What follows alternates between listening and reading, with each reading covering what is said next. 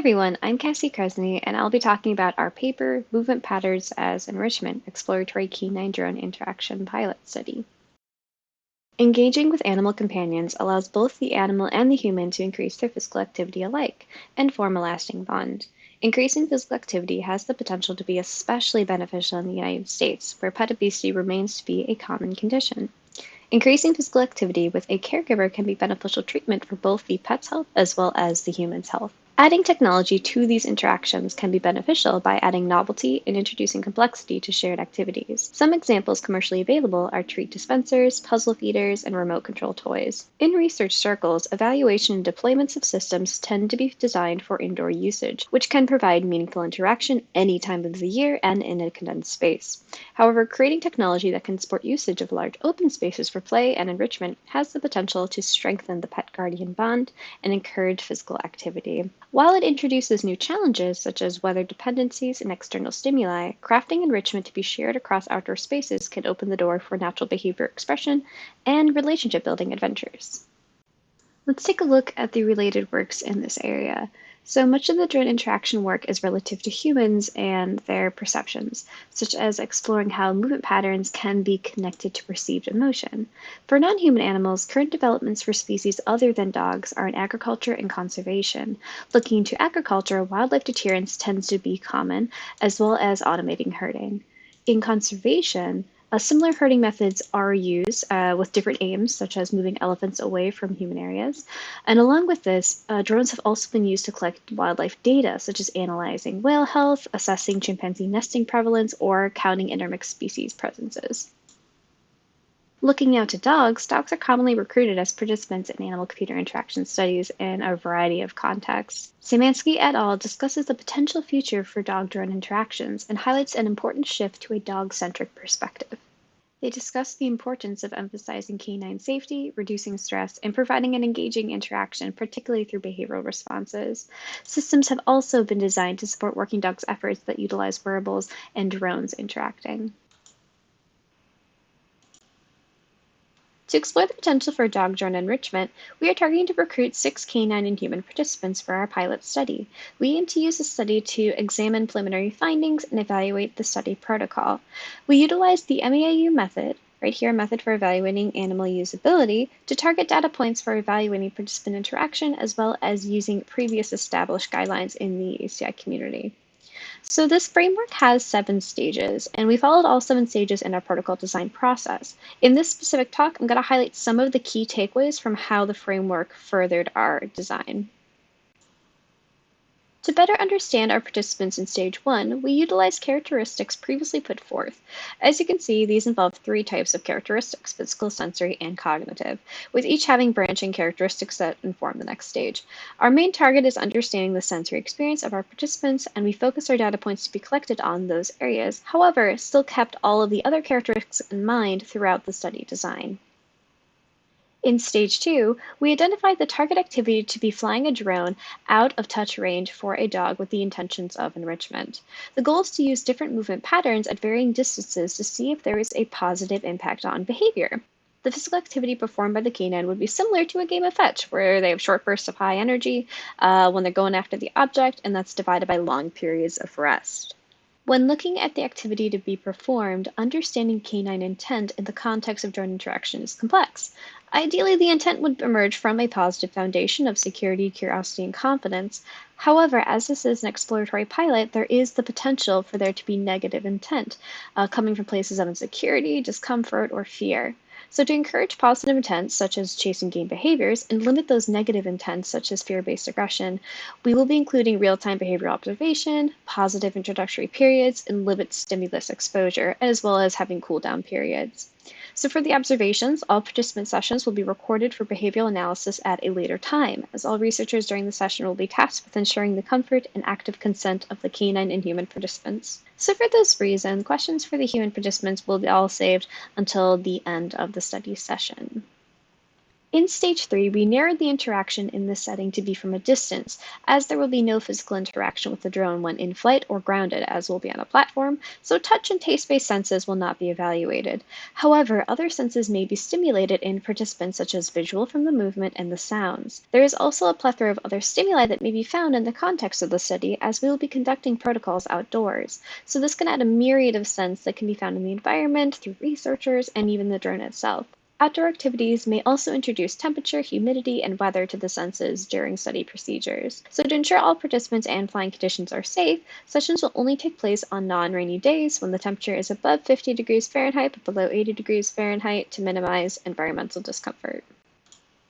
Along with the environment, dog acuity is less sharp than the human acuity, so participants may not be able to see the drone if it's too far or too small. It is estimated that human acuity is about 3 times better than dogs, meaning that what we see at 60 feet, they have the same sharpness as what dogs see at 20 feet.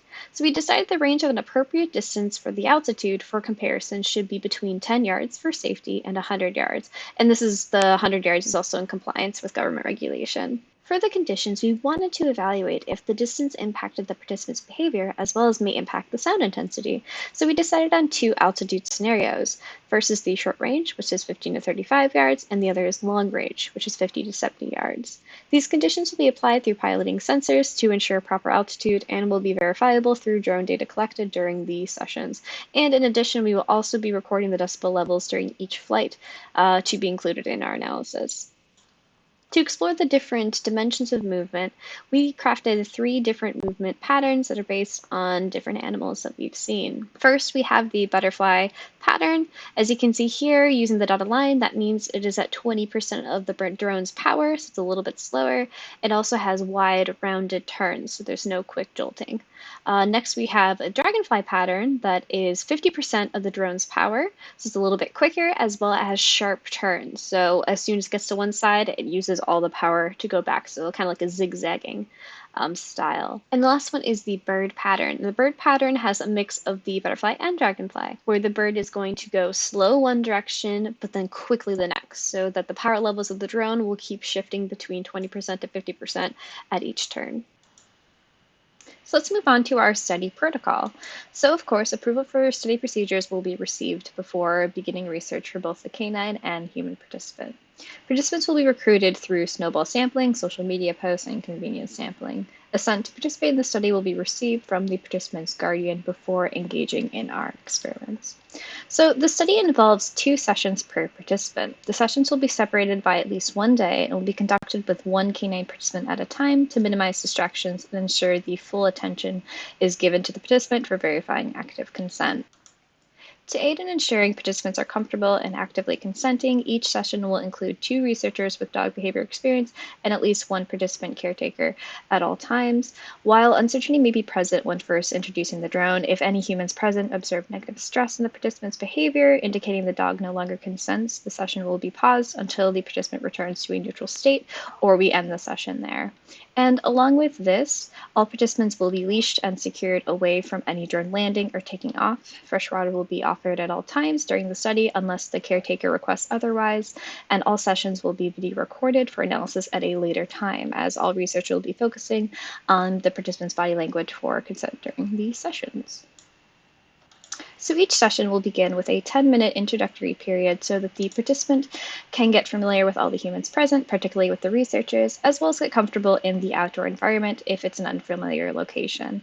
Participant caretakers will be asked to bring a favorite toy or treat to aid in this creating a comfortable environment. And if the participant is still not relaxed, we will also have an additional 10-minute period. But again, if they still aren't relaxed after that additional period, then we will end the session there. Once comfortable, participants will be shown the drone inactive on the platform with a safety distance of at least 10 yards for 10 minutes while leashed. No physical contact will be allowed over the course of the session. If there are no changes in behavior, we will begin a short flying activity. This will be quick bursts of the drone hovering at 50 yards for time intervals of 5, 10, and 30 seconds, each separated by 2 minutes of no flight and participant check-ins. So to minimize fear responses, the human participant will be asked to provide the canine participant with treats during the flight. We will offer peanut butter and a spoon crunchy treats such as milk bones and soft treats such as dried chicken, along with encouraging the human participant to bring some of their favorite treats in case of dietary restrictions too. And in case rewards cannot be offered, verbal and physical praise or favorite toys may be used as well. This training phase really aims to familiarize the canine participant with the flying movement and sounds of the drone to encourage positive association before we get into more intense stimuli. Each participant will be exposed to all three movement patterns in one distance, with counterbalancing to explore any ordering effects in each session. Participants will be exposed to each condition for 1 minute, with a 4-minute break in between conditions for a total runtime of around 26 minutes. And for this phase, we'll be using ADGI Phantom 3. We're using the SDK to program the paths as well as to ensure the speed and altitude are common across sessions. After the conditions are complete, we will then have a 10-minute cooldown session. During this time, the participant's caregiver will complete a short survey about the participant's history with the drone, as well as their perception of the activity. And this was chosen at the end, again, so that we can make sure that the caregiver is fully focused on the dog during the initial 3 periods to make sure everything is all good to go. So from the study, we aim to collect behavioral data from the introductory period all the way through. So this all will be video recorded, and these videos will be independently coded by 2 researchers after they reach a satisfactory interrelated reliability as calculated as coding the same behavior within 2 seconds of each other. And this data is going to be collected from 1 stationary camera, 1 handheld on the researchers, and from the drone footage during the flying phase. We also will have decibel levels collected during the test flight as well as the movement phase.